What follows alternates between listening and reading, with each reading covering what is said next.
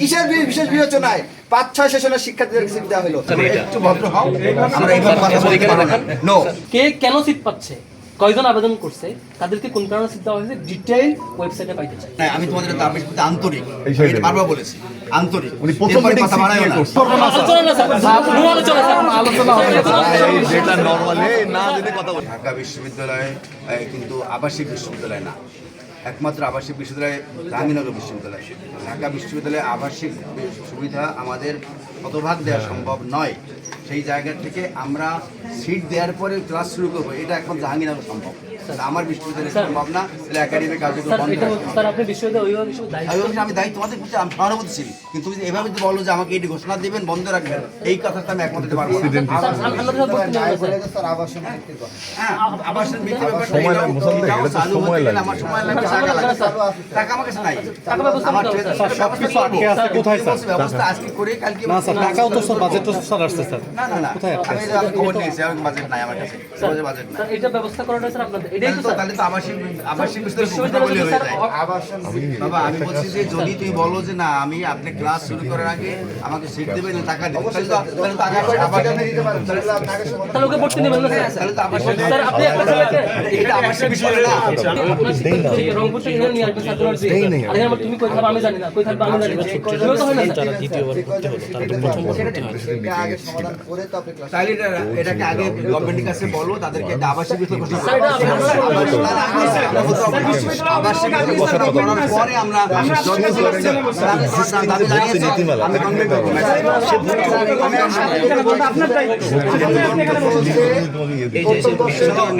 একটু ভদ্র হও, আমরা এইভাবে কথা বলতে পারবো না। নো, নো, আমি বলতে পারি, অবশ্যই পারি, বিকজ এটা আবাসিক বিশ্ববিদ্যালয় না। না কথা বলো না। সিটের যে সংকটটা রয়েছে স্যার, প্রথম বর্ষে যে শিক্ষার্থীদেরকে আপনি সিট দিবেন, জানাবো কালকে প্রদান হয়ে যাবে না। তুমি যে বলছো কাল ক্লাস বন্ধ করতে অসুবিধা নেই স্যার। না, অবশ্যই না। ভাই ক্লাস বন্ধ করার সমাধান না, ক্লাস চলতে হবে, ক্লাস করতে হবে। কথা শুনেছি, তোমাদের দাবি করে আমি কথা বলবো, প্লেস করবো, give me some time।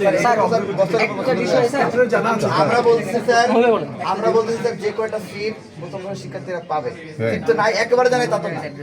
সেটা তো বলছি, এই মোসাদ্দেক আজকে তো সবকিছু লাস্ট বলা হয়ে গেছে। 12 তারিখ ক্লাস শুরু হয়েছে। বাবা 12 তারিখ ক্লাস শুরু হয়েছে, আজকে বিজ্ঞাপন চলে গেছে। স্যার সিম্পল জিনিসটা স্যার একটা সিম্পল ব্যাপার। আপনি এদের ব্যাপারটা নিশ্চিত না করে সার্কুলার লেটে দিয়ে শিক্ষার্থীদের কেমন আপনি ক্লাস ঢাকা রিসিভ দিবে তখনই যখন এটা আবাসিক বিশ্ববিদ্যালয় ঘোষণা করা হবে। আমি কথা বলবো স্যার আগের সেশনে মেয়েদেরটা ব্যবস্থা হয়েছে, এই সেশনে কথা ছিল সেটা আগে ঘোষণা করছে, আমার কাছে সেই আপনি এটা লিখেছি স্যার। একটা তথ্য দিই আপনাকে। এই মোসাদ্দেক স্যার এসে প্রথম যে মিটিংটা করছে, প্রথম মিটিং এ আমাদেরকে বলছে যে আপনারা স্যার মিটিং করছে, ট্রু। তোমরা তো আমাদের প্রতিনিধি প্রত্যেক হল হয়ে গেছে, এটাও ট্রু। তুমি আসার দেখো ফরাদ দেখো, তুমি আসা এই ফরাদ তুমি যেদিন আসছো আমরা এক সপ্তাহ অপেক্ষা করছি, মানে ফরাদ দেখো কনসার্ন জানাইছি স্যার। না তুমি যেদিন মিটিং করে গেলে আমরা তো ছিলাম, ওই দিনে আমাকে বলছে শাস্তি দেওয়ার স্যার সার্কুলার। লাস্ট এক সপ্তাহ কি ব্যবস্থা হয়েছে? আরে মানে যাদের সিট বাতিল হওয়ার কথা, যারা হলতে চলে তাদের কাউকে বের করছে, একজন 20 নম্বর। তারিখে তো লাস্ট ডেট, আর 30 তারিখের মধ্যে স্যার সিট এরকম পাবা। হাজারের উপরে হবে, হাজারের উপরে হবে। না স্যার না আপনি স্যার যেটা বলছেন মিলে হাজারের উপরে হবে। আমি বলতেছি হাজারের উপরে হবে। লাগবে না, আমারটা শুনুন আমি বলতে চাই মিটিং দেন একটা।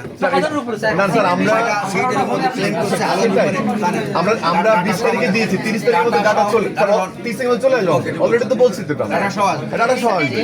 তোমাদের সাথে আমার কোনো ডিবেট নাই, আমি তোমাদের দাবির প্রতি আন্তরিক, এটা বারবার বলেছি, আন্তরিক। উনি প্রথম এরপরে মিটিং কথা বাড়ায়ও না। করছে, প্রথম মিটিং তোমার দাবির প্রতি তোমরা দাবি না করলেও আমি তোমাদের ব্যাপার নিয়ে আমার একটা ডেটটা ভাবি।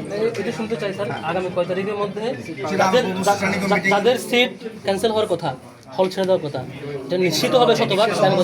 30 তারিখে পাওয়ারটা না স্যার, সার্কুলারটা তোমাদের এটা কথা বলার আগেই আমি তোমাদের দুটো জিনিস বলি। গত মিটিং দাবি করে তার আগে বলছি আমি জানি না, আমি আলাদা দাবি কই করছি আমাকে দেখো আমি তো একটা বললাম এ বাবা শেয়ার ভাই আমাকে তো সব দেখে দিয়ে যায় না ভাই, এই করবে এই করবে। শোনো স্যার আর আমি ছিলাম না, আমি তো কাজটা করছি।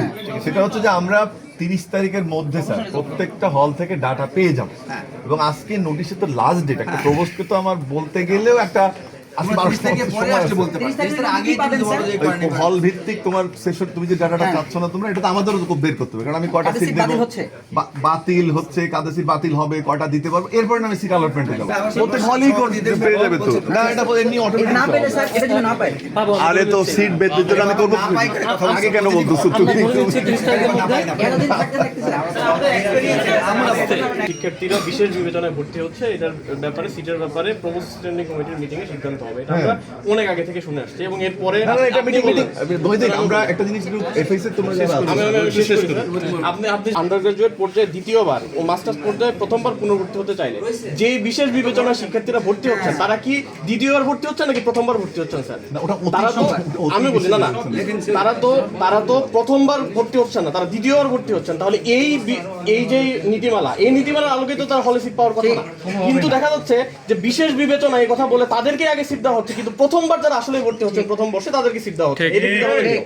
যেটা 36 জন বোধহয় 36 জন স্টুডেন্ট তারা তো একেবারে অতি বিশেষ অর্থাৎ তারা ফেসিবাদের সময় নির্যাতিত হয়েছে জেল জুলুমের শিকার হয়েছে তাদের কারণে বহুদিন কথাটা শোনো এটা গেল এক নম্বর দুই নম্বর হচ্ছে যে এক্সিস্টিং এই যে তোমরা এফএসএল এর কথা এফএসএল এ তোমরা যারা আছো এফএসএল এর অবশ্যই মিটিং ডিলে হয়েছে মূল একটা কারণ আমি নিজে হসপিটালে ছিলাম একটা সময় তারপরে মাঝখানে অন্য ইস্যু হচ্ছে এবং মিটিং করে ওনার কাছে কথা বলবো জানতে চাই স্যার আপনি কয়েকটা বিশেষ বিবেচনা কিন্তু তাদের তৎকালীন উপাচার্য স্যার যিনি ছিলেন তিনি আমাদেরকে বলেছিলেন যে একটা কমিটি করা হবে কমিটি সিদ্ধান্ত হওয়ার আগ পর্যন্ত এটা স্থগিত থাকবে এমনকি শেষ দিন সর্বশেষ দিন মিটিং যেদিন আমরা আপনাদের সাথে করছি বসেছিলাম স্যার আমরা মিটিং করছি করেই ডিসিশন নিয়েছে যেটা স্থগিত হওয়ার কথা না ভাই মোসাদ্দেক যেহেতু হল সবগুলো রিলেটেড এই জন্যই নেক্সট ইয়াতে যাবে মিটিং হয় নাই তার মানে আপনি স্যার আমি বলি স্যার আপনি মিটিং করেন নাই স্যার আমাদের না না এই না জেনে কেন কথা বলছেন মিটিং হওয়াটাই জরুরি স্যার যেটা বলছেন এটা জরুরি শেষ করি সেই মিটিং এ স্যার ডিসি স্যার বলছিল ছাত্র প্রতিনিধি রাখার এই জন্য আস্তে মিটিং করে আমরা বলেছি যে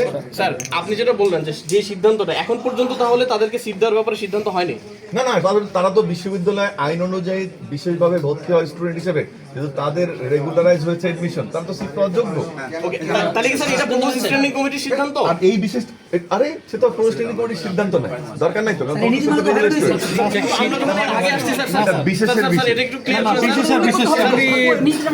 এই আরে না এই আশিক স্যার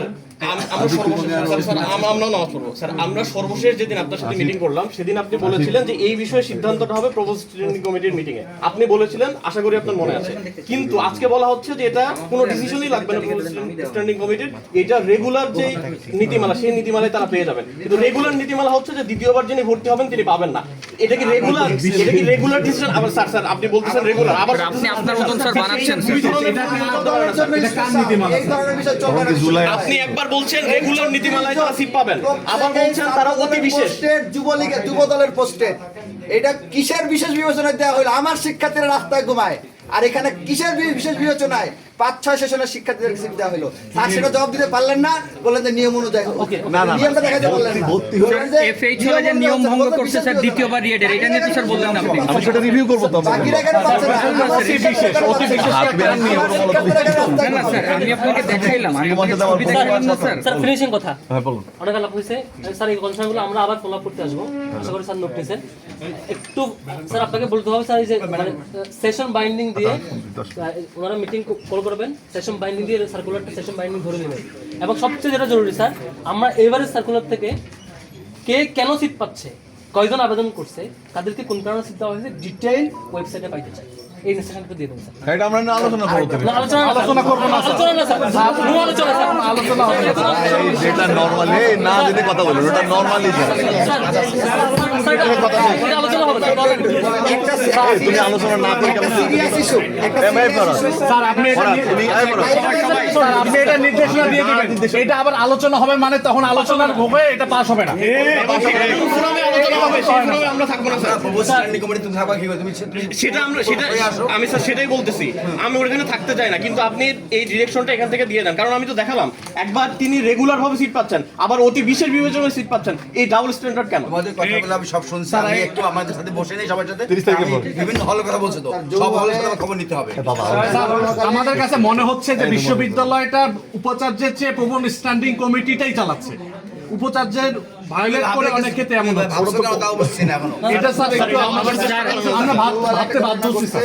পুরোটা নিয়ে আপনি আসেন আসবে ওপেনে সিট এবং এই ইউনিভার্সিটির ওয়েবসাইটে কোন শিক্ষার্থী কি কারণে সিট পেয়েছে, কোন রুমে আছে কোন রুমে আছে, এই ডিটেইলগুলো পুরোটা এই নিয়ে আপনি সার্কুলার থেকে একবার দেখতে মিটিংয়ে দেন আবার 30 তারিখে আমার ডাটা আমরা 30 তারিখ আবার আসবো, আবার 30 তারিখ আবার 30 তারিখ আবার তাও আসবো বলছি 30 তারিখ আবার আসছে স্যার। আমাদের শিক্ষার্থীদের কারণে আপনি শুনুন না স্যার, আমরা শুনি তার সাথে বসে আমি ছাত্র ছিলাম এই বিশ্ববিদ্যালয়ে আমি গণরুমে ছিলাম দুঃখ ভুলে গেছেন স্যার, আমি না ভুলে যাবো কেন ভুলে গেছেন স্যার। আমি গ্রাম থেকে আসা মানুষ। আমি সব মনে আছে ভুলে যাই নাই মসজিদের নিচে বাস করেছি সব মনে আছে যাও